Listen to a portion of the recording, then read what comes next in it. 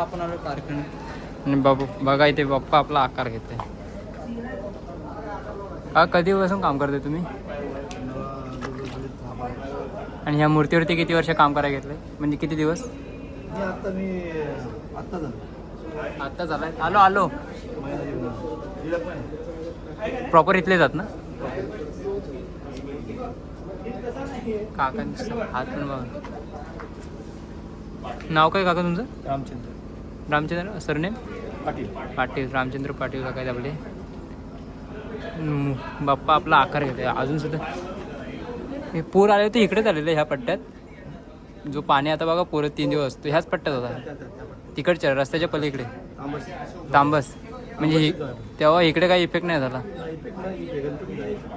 हां जास्त मूर्त्यांचे हे झालेच ना शॉर्टेज. माती हे आपली इथेच केली जाते. ही माती कुठून आणतात? गुजरातवरून.